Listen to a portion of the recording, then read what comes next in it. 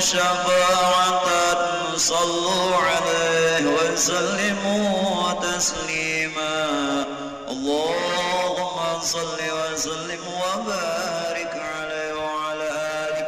Siapa yang dia kepingin syafaat, salawat. Sejarah Sunan Gunung Jati. 1. Asal-usul. Sebelum era Sunan Gunung Jati berdakwah di Jawa Barat, ada seorang ulama besar dari Baghdad. Telah datang di daerah Cirebon bersama 22 orang muridnya. Ulama besar itu bernama Syekh Kahfi. Ulama inilah yang lebih dahulu menyiarkan agama Islam di sekitar daerah Cirebon. Al-Kisah. Putra Prabu Siliwangi dari Pajajaran yang bernama Pangeran Walangsungsang dan adiknya Rara Santang. Pada suatu malam mendapatkan mimpi yang sama. Mimpi itu terulang hingga 3 kali, yaitu bertemu dengan Nabi Muhammad yang mengajarkan agama Islam. Wajah Nabi Muhammad yang agung dan caranya menerangkan Islam. Demikian mempesonanya, membuat kedua anak muda itu merasa rindu. Tapi mimpi itu hanya terjadi 3 kali. Seperti orang kehausan, kedua anak muda itu ingin meregup air lebih banyak lagi, air yang akan menyejukkan jiwanya yakni agama Islam. Kebetulan mereka telah mendengar adanya Syekh Zatul Kahfi, atau lebih mudah disebut Syekh Datu Kahfi, yang membuka perguruan Islam di Cirebon. Lalu kemudian mereka berdua mengutarakan maksudnya kepada Prabu Siliwangi, untuk berguru kepada Syekh Datu Kahfi. Mereka ingin memperdalam agama Islam seperti yang diajarkan Nabi Muhammad dalam mimpinya. Tapi keinginan mereka ditolak oleh Prabu Siliwangi.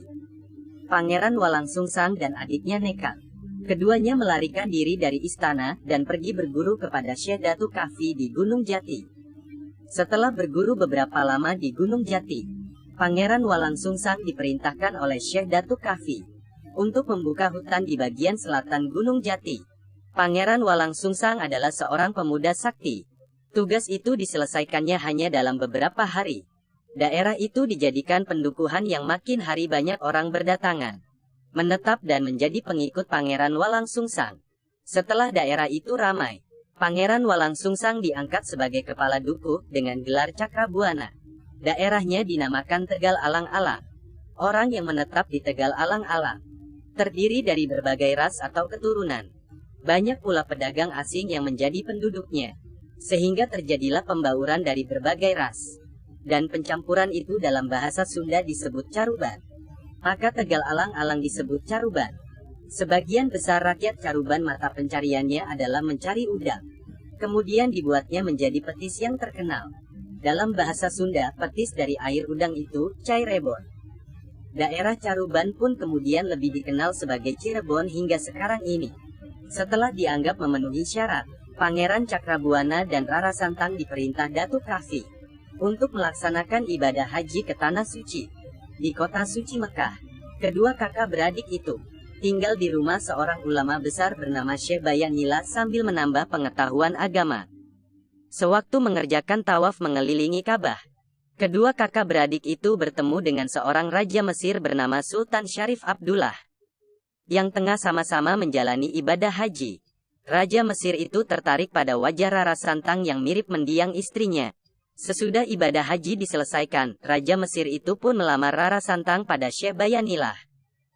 Rara Santang dan Pangeran Cakrabuana tidak keberatan. Maka dilangsungkanlah pernikahan dengan cara mazhab Syafi'i.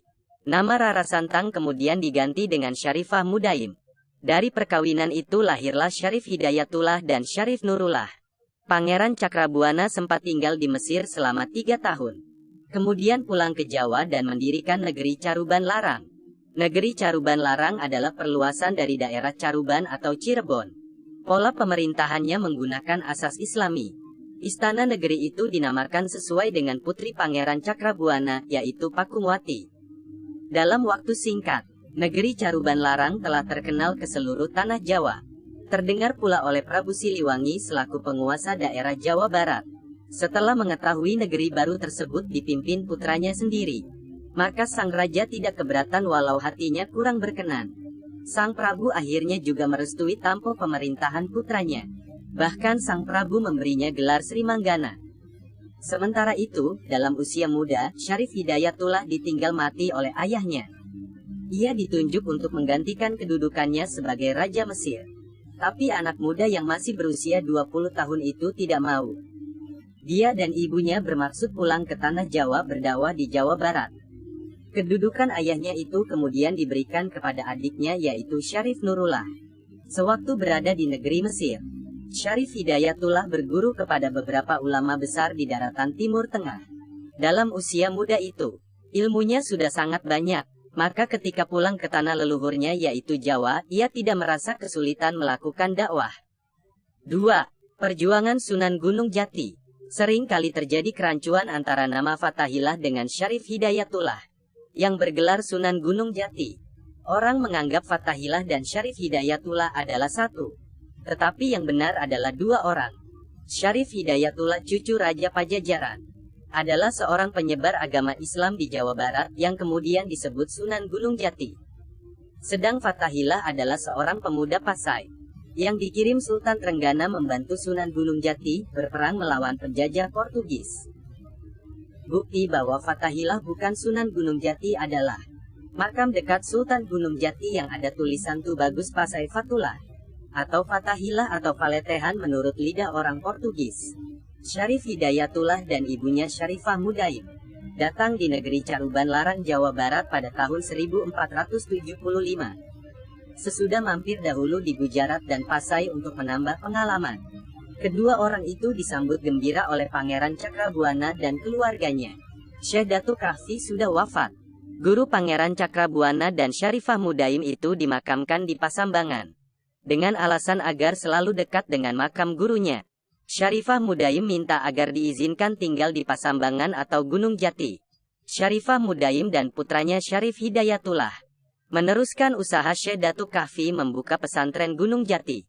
Sehingga kemudian dari Syarif Hidayatullah lebih dikenal dengan sebutan Sunan Gunung Jati. Tibalah saat yang ditentukan. Pangeran Cakrabuana menikahkan anaknya yaitu Nyi Pakungwati dengan Syarif Hidayatullah. Selanjutnya pada tahun 1479, karena usianya sudah lanjut, Pangeran Cakrabuana menyerahkan kekuasaan negeri Caruban kepada Syarif Hidayatullah. Dengan gelar Susuhunan, artinya orang yang dijunjung tinggi.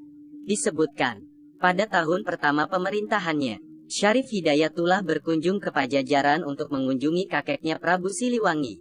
Sang Prabu diajak masuk Islam kembali, tapi Prabu Siliwangi menolaknya. Meski Prabu Siliwangi tidak mau masuk Islam, dia tidak menghalangi cucunya menyiarkan agama Islam di wilayah Pajajaran. Syarif Hidayatullah kemudian melanjutkan perjalanan ke Serang. Penduduk Serang sudah ada yang masuk Islam, dikarenakan banyaknya saudagar dari Arab dan Gujarat yang sering singgah ke tempat itu. Kedatangan Syarif Hidayatullah disambut baik oleh Adipati Banten. Bahkan, Syarif Hidayatullah dijodohkan dengan putri Adipati Banten yang bernama Nyi Kawungten. Dari perkawinan inilah, kemudian Syarif Hidayatullah dikaruniai dua orang anak, yaitu Nyi Ratu Winaon dan Pangeran Sebakingking. Dalam menyebarkan agama Islam di tanah Jawa, Syarif Hidayatullah atau Sunan Gunung Jati tidak bekerja sendirian. Beliau sering ikut bermusyawarah dengan anggota wali lainnya di Masjid Demak. Bahkan disebutkan, beliau juga membantu berdirinya Masjid Demak. Dari pergaulannya dengan Sultan Demak dan para wali lainnya ini, akhirnya Syarif Hidayatullah mendirikan Kesultanan Pakungwati. Dan ia memproklamirkan diri sebagai raja yang pertama dengan gelar Sultan. Dengan berdirinya kesultanan tersebut, Cirebon tidak lagi mengirim upeti kepada Pajajaran yang biasanya disalurkan lewat Kadipaten Galuh. Tindakan ini dianggap sebagai pembangkangan oleh Raja Pajajaran. Raja Pajajaran tak peduli siapa yang berdiri di balik Kesultanan Cirebon itu. Maka dikirimkannya pasukan prajurit pilihan yang dipimpin oleh Ki Jagabaya. Tugas mereka adalah menangkap Syarif Hidayatullah, yang dianggap lancang mengangkat diri sebagai raja tandingan Pajajaran. Tapi usaha ini tidak berhasil. Ki Jagabaya dan anak buahnya malah tidak kembali ke Pajajaran. Mereka masuk Islam dan menjadi pengikut Syarif Hidayatullah. Dengan bergabungnya prajurit dan perwira pilihan ke Cirebon, maka makin bertambah besarlah pengaruh Kesultanan Pakungwati.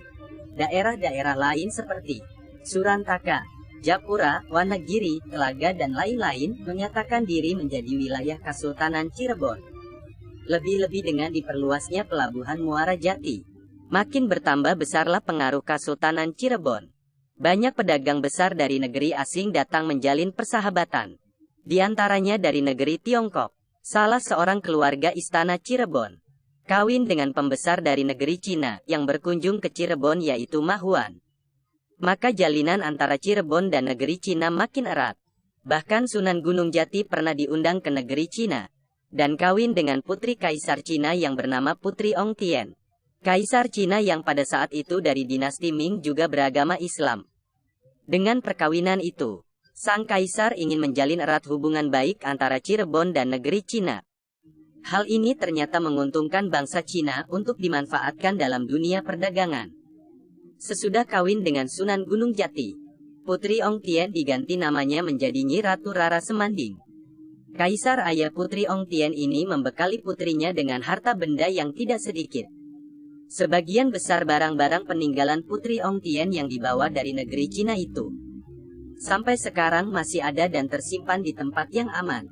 Istana dan Masjid Cirebon kemudian dihiasi dan diperluas lagi dengan motif-motif hiasan dinding dari negeri Cina. Masjid Agung Sang Cipta Rasa dibangun pada tahun 1480 atas prakarsa Nyi Ratu Pakungwati atau istri Sunan Gunung Jati. Dari pembangunan masjid itu melibatkan banyak pihak, diantaranya Wali Songo dan sejumlah tenaga ahli yang dikirim oleh Raden Patah. Dalam pembangunan itu, Sunan Kalijaga mendapat penghormatan untuk mendirikan Sokotratal sebagai lambang persatuan umat. Selesai membangun masjid, diserukan dengan membangun jalan-jalan raya yang menghubungkan Cirebon dengan daerah-daerah kadipaten lainnya untuk memperluas pengembangan Islam di seluruh tanah Pasundan. Prabu Siliwangi hanya bisa menahan diri atas perkembangan wilayah Cirebon yang semakin luas itu. Bahkan wilayah Pajajaran sendiri sudah semakin terhimpit. Pada tahun 1511, Malaka diduduki oleh bangsa Portugis. Selanjutnya mereka ingin meluaskan kekuasaan ke Pulau Jawa. Pelabuhan Sunda Kelapa yang jadi incaran mereka untuk menancapkan kuku penjajahan. Demak Bintoro tahu bahaya besar yang mengancam Kepulauan Nusantara. Oleh karena itu, Raden Patah mengirim Adipati Unus atau Pangeran Sabranglor untuk menyerang Portugis di Malaka. Tapi usaha itu tak membuahkan hasil. Persenjataan Portugis terlalu lengkap dan mereka terlanjur mendirikan benteng yang kuat di Malaka. Ketika Adipati Unus kembali ke Jawa, seorang pejuang dari Pasai Malaka bernama Fatahillah ikut berlayar ke Pulau Jawa. Pasai sudah tidak aman lagi bagi mubalik seperti Fatahillah. Karena itu beliau ingin menyebarkan agama Islam di tanah Jawa. Raden Patah wafat pada tahun 1518. Kedudukannya digantikan oleh Adipati Unus atau Pangeran Sabranglor. Baru saja beliau dinobatkan, muncullah pemberontakan-pemberontakan dari daerah pedalaman. Di dalam usaha memadamkan pemberontakan itu, Pangeran Sabranglor meninggal dunia, gugur sebagai pejuang syahid. Pada tahun 1521, Sultan Demak dipegang oleh Raden Trenggana putra Raden Patah yang ketiga. Di dalam pemerintahan Sultan Trenggana inilah, Fatahillah diangkat sebagai panglima perang yang akan ditugaskan mengusir Portugis di Sunda Kelapa. Fatahillah yang pernah berpengalaman melawan Portugis di Malaka, sekarang harus mengangkat senjata lagi. Dari Demak, mula-mula pasukan yang dipimpinnya menuju Cirebon. Pasukan gabungan Demak Cirebon itu kemudian menuju Sunda Kelapa, yang sudah dijarah Portugis atas bantuan Pajajaran. Mengapa Pajajaran membantu Portugis?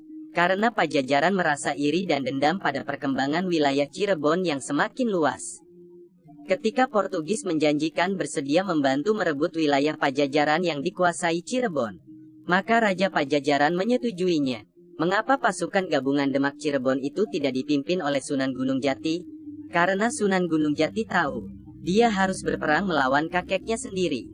Maka diperintahkannya Fatahillah memimpin serbuan itu. Pengalaman adalah guru yang terbaik. Dari pengalamannya bertempur di Malaka, tahulah Fatahillah titik-titik lemah tentara dan siasat Portugis. Itu sebabnya dia dapat memberi komando dengan tepat. Dan setiap serangan Demak Cirebon selalu membawa hasil gemilang. Akhirnya Portugis dan Pajajaran kalah. Portugis kembali ke Malaka, sedangkan Pajajaran cerai-berai tak menentu arahnya. Selanjutnya Fatahillah ditugaskan mengamankan Banten. Dari gangguan para pemberontak, sisa-sisa pasukan Pajajaran. Usaha ini tidak menemui kesulitan. karena Fathahilah dibantu putra Sunan Gunung Jati yang bernama Pangeran Sebakingking. Di kemudian hari, Pangeran Sebakingking ini menjadi penguasa Banten dengan gelar Pangeran Hasanuddin.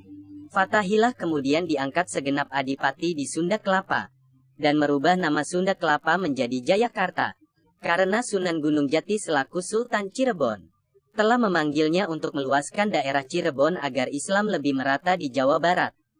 Berturut-turut Fathahilah dapat menaklukkan daerah Talaga, sebuah negara kecil yang dikuasai Raja Buddha bernama Prabu Pacukuma. Kemudian kerajaan Galuh yang hendak meneruskan kebesaran Pajajaran lama. Raja Galuh ini bernama Prabu Cakraningrat dengan senopatinya yang terkenal yaitu Arya Kiban. Tapi Galuh tak dapat membendung kekuatan Cirebon. Akhirnya raja dan senopatinya tewas dalam peperangan itu. Kemenangan demi kemenangan berhasil diraih Fathahilah. Akhirnya Sunan Gunung Jati memanggil ulama dari Pasai itu ke Cirebon. Sunan Gunung Jati menjodohkan Fathahilah dengan Ratu Wulung Ayu. Sementara kedudukan Fathahilah selaku Adipati Jayakarta kemudian diserahkan kepada Ki Bagus Angke. Ketika usia Sunan Gunung Jati sudah semakin tua, beliau mengangkat putranya yaitu Pangeran Muhammad Arifin sebagai Sultan Cirebon kedua, dengan gelar Pangeran Pasara Pasarean. Fathahilah yang di Cirebon sering disebut Tubagus atau Kiai Bagus Pasai, diangkat menjadi penasehat sang Sultan. Sunan Gunung Jati lebih memusatkan diri pada penyiaran dakwah Islam di Gunung Jati atau pesantren Pasambangan. Namun 5 tahun sejak pengangkatannya, mendadak Pangeran Muhammad Arifin meninggal dunia mendahului ayahandanya. Kedudukan Sultan kemudian diberikan kepada Pangeran Sebakingking, yang bergelar Sultan Maulana Hasanuddin dengan kedudukannya di Banten. Sedang Cirebon walaupun masih tetap digunakan sebagai kesultanan, tapi sultannya hanya bergelar Adipati, yaitu Adipati Carbon I. Adipati Carbon I ini adalah menantu Fathahilah yang diangkat sebagai Sultan Cirebon oleh Sunan Gunung Jati. Adapun nama aslinya Adipati Carbon adalah Arya Kamuning. Sunan Gunung Jati wafat pada tahun 1568 dalam usia 120 tahun. Bersama ibunya dan Pangeran Cakrabuana, beliau dimakamkan di Gunung Sembung. 2 tahun kemudian, wafat pula Kiai Bagus Pasai. Fathahilah dimakamkan di tempat yang sama. Makam kedua tokoh itu berdampingan tanpa diperantarai apapun juga. Berikut salah satu kisah spiritual Sunan Gunung Jati. Jika ingin menjadi manusia istimewa, bergurulah kepada Muhammad. Syarif Hidayatullah merasa setengah tidak percaya terhadap amanat yang tertera dalam buku itu. Namun, dalam setiap tidurnya, ia selalu bermimpi melihat cahaya yang mengeluarkan suara. Hai Syarif Hidayatullah, dengarkanlah petunjukku. Jika engkau ingin menjadi manusia mulia, sehingga dapat mengimbangi keramat Nabi, carilah dan bergurulah kepada Muhammad. Dalam hatinya, ia merasa pedih mengenang nasibnya yang tidak berdaya, sehingga tidak ada yang dapat menuntun mengkaji ilmu. Meskipun demikian, hatinya teguh hendak menuruti petunjuk kitab dan panggilan mimpi. Ia memohon diri kepada ibunya dan sudah tak dapat dicegah lagi kemauannya. Ia tidak tertarik pada kedudukan sebagai raja. Syarif Hidayatullah mulai mengembara mencari Nabi Muhammad. Ia berziarah ke patilasan Nabi Musa dan Nabi Ibrahim di Mekah, tetapi belum juga memperoleh petunjuk. Lalu ia salat hajat 2 rakaat memuji Tuhan, membaca sholawat Nabi, dan mengucapkan istighfar. Setelah itu, ia melanjutkan perjalanan ke Gunung Jambini. Di sana, ia bertemu dengan naga Pratala yang menderita sakit bengkak. Sang naga minta diobati, dan Syarif Hidayatullah hanya menjawab, "Jika aku benar-benar dapat bertemu dengan Nabi Muhammad, pastilah engkau sembuh." Seketika naga Pratala menjadi sembuh. Kemudian, ia memberikan sebuah cincin pusaka bernama Marembut, yang berkhasiat dapat melihat segala isi bumi dan langit. Oleh naga Pratala, Syarif Hidayatullah dianjurkan agar pergi ke Pulau Majeti Mardada, menemui pertapa di sana. Pulau Mardada dihuni oleh binatang buas dan berbisa yang sedang menjaga sebuah keranda biduri. Di sebuah cabang kai yang tinggi, Syarif Hidayatullah melihat ada seorang pemuda bernama Syekh Nataullah sedang bertapa. Pemuda itu menjelaskan bahwa tidak ada harapan untuk menemui orang yang sudah tiada. Lebih baik berusaha mendapatkan cincin mulikat yang berada di tangan Nabi Sulaiman. Ia menjelaskan bahwa barang siapa memiliki cincin mulikat, Ia akan menguasai seisi langit dan bumi, serta dihormati oleh umat manusia. Syarif Hidayatullah kemudian mengajak Syekh Nataullah bersama-sama mengambil cincin tersebut. Ketika Syarif Hidayatullah berada di makam Nabi Sulaiman, jenazah Nabi Sulaiman seolah-olah hidup dan memberikan cincin mulikat kepadanya. Syekh Nataullah mencoba merebut cincin tersebut tetapi tidak berhasil. Tiba-tiba meledaklah petir dari mulut Nabi Sulaiman, sehingga yang sedang mengadu tenaga memperebutkan cincin tersebut terlempar. Syekh Nataullah melesat jatuh di Pulau Jawa, sedangkan Syarif Hidayatullah jatuh di Pulau Serandil. Cerita dalam pupu ini diselingi oleh kisah Rara Santang yang merindukan Syarif Hidayatullah. Sudah 10 tahun Rara Santang ditinggal putranya. Ia selalu berdoa agar anaknya mendapat lindungan Tuhan Yang Maha Kuasa. Tiba-tiba ia mendengar suara ujarnya. Anakmu yang muda itu akan menjadi raja, keratonnya di Bani Israel, bergelar Abdul Sapingi. Jika engkau benar-benar merindukan anakmu Syarif Hidayatullah, sebaiknya kembalilah engkau ke Pulau Jawa. Akhirnya, Rara Santang kembali ke Pulau Jawa, menantikan anaknya di Gunung Jati menuruti pesan Syekh Datuk Kahfi. Cerita kembali ke Syarif Hidayatullah yang jatuh di Gunung Surandil. Di sana, ia melihat sebuah kendi berisi air surga yang sangat harum baunya. Kendi itu mempersilahkan Syarif Hidayatullah meminumnya, karena ia hanya menghabiskan setengahnya. Kendi itu meramalkan bahwa kesultanan yang kelak akan didirikan olehnya tidak akan langgeng. Meskipun kemudian air kendi itu dihabiskan, namun yang langgeng hanyalah negaranya, bukan raja-rajanya. Setelah berkata demikian, kendi itu pun lenyap. Syarif Hidayatullah kemudian bertemu dengan Syekh Kamarullah. Atas anjurannya, Syekh Kamarullah pergi ke Jawa dan menetap di Gunung Muria dengan gelar Syekh Ampel Denta. Dengan demikian, sudah 4 orang syekh dari Mekah yang tiba di tanah Jawa. Suatu ketika, Nabi Ilyas menyamar sebagai seorang wanita pembawa roti. Ia menawarkan kepada Syarif Hidayatullah bahwa rotinya adalah roti surga, dan barang siapa yang memakan roti itu, ia akan mengerti berbagai macam bahasa Arab, Kures, Asi, Pancingan, Inggris, Cina, Turki. Nabi Ilyas juga memberi petunjuk bahwa jika hendak mencari Muhammad, ikutilah seseorang yang menunggang kuda di angkasa, dialah Nabi Khidir yang dapat memberi petunjuk. Wanita pemberi petunjuk itu hilang seketika, dan tiba-tiba di angkasa tampak seorang penunggang kuda. Syarif Hidayatullah melesat ke angkasa, lalu membonceng di ekor kuda. Nabi Khidir penunggang kuda menyentakkan kudanya hingga Syarif Hidayatullah terpelanting, dan jatuh di negeri Ajrak di hadapan Abdul Sapari. Abdul Sapari memberinya 2 butir buah kalamboksan.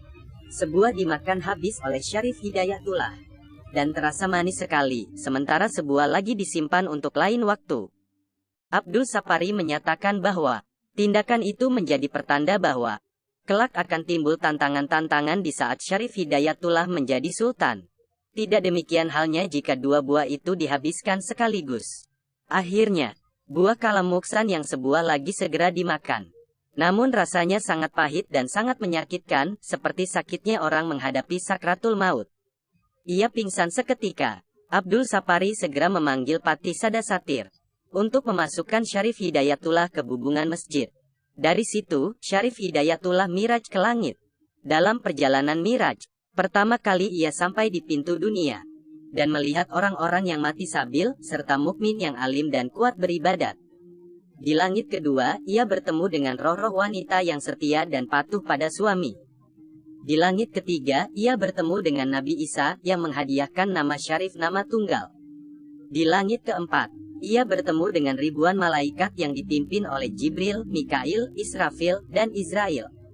Para pemimpin malaikat juga memberinya nama. Antara lain, malaikat Jibril memberi nama Syekh Jabar, Mikail memberi nama Syekh Surya, Israfil memberi nama Syekh Sekar, dan Israel memberinya nama Syekh Garda Pangisep Sari. Di langit kelima, ia bertemu dengan ribuan nabi, antara lain Nabi Adam, Nabi Ibrahim, Nabi Musa. Mereka juga menghadiahi nama baru bagi Syarif Hidayatullah. Nabi Adam memberi nama Syekh Kamil, Nabi Ibrahim memberi nama Saripullah, dan Nabi Musa memberi nama Syekh Marut. Selanjutnya, Syarif Hidayatullah melihat neraka, dinding jalal, dan meniti Siratal Mustaqim. Akhirnya, ia tiba di langit ketujuh, dan melihat cahaya terang benderang. Di langit ketujuh, Syarif Hidayatullah bertemu dengan Nabi Muhammad yang sedang tafakur. Nabi Muhammad menjelaskan bahwa ia sudah meninggal.